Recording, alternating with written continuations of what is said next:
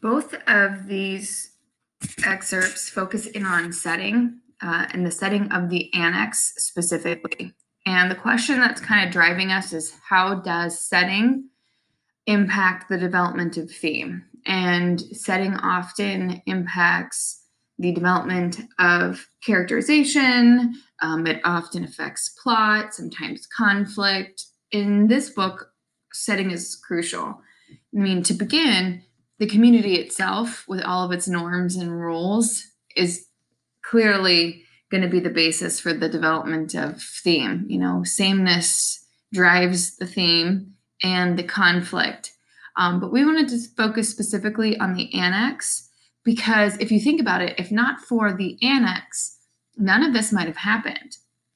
So when we look at this first excerpt, some of the things we highlighted were the fact that, there's this, you have to buzz in, that the door locks, and so no one can just wander in, that they actually have privacy. So we highlighted some of the text showing that. And it even shows, he's uncomfortable because locks are not something he would come across normally. They don't have locks. And, she replies that he needs privacy because he needs concentration. So we shift out of the regular community into this private world of the annex. So it reveals through the community that they don't have privacy and they don't have a need for privacy. There's no reason to keep anything secret. We know they have a lot of rituals to make sure there are no secrets, the telling of dreams, the telling of feelings. Does the description of the setting reveal something about who the character is or what he or she values or believes? If so, well, clearly the giver has different expectations than other citizens. He needs privacy to do his work.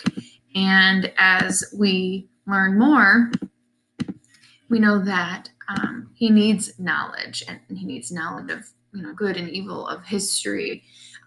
And so I think the books represent that. He needs knowledge of art and love and literature, all of those things. And you can see those all represented in his room. So how does this setting cause traits to be developed in Jonas? Well, he begins the story as naive, right? He believes that his community is perfect, and he knows very little about,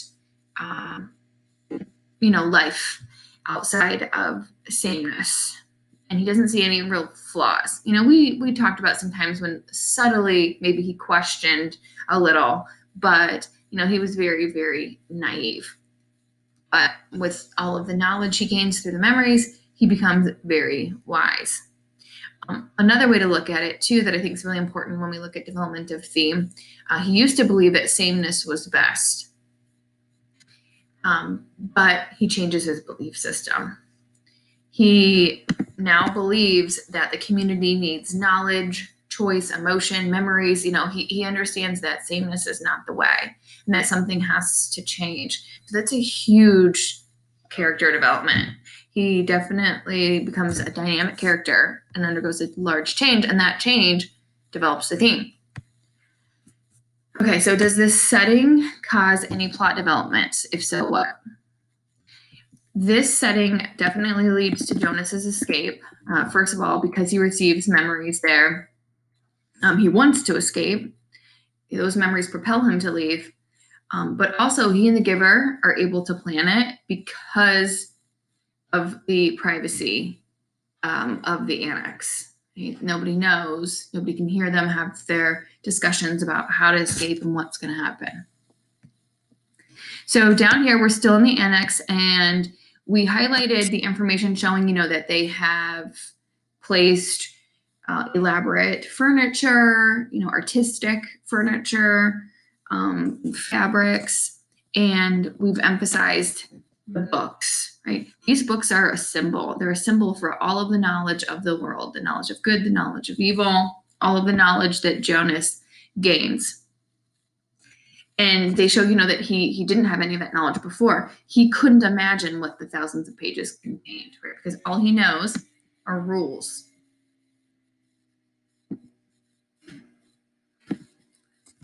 And then we highlighted down here when the giver can turn the speaker off. So there's that aspect of privacy that's so important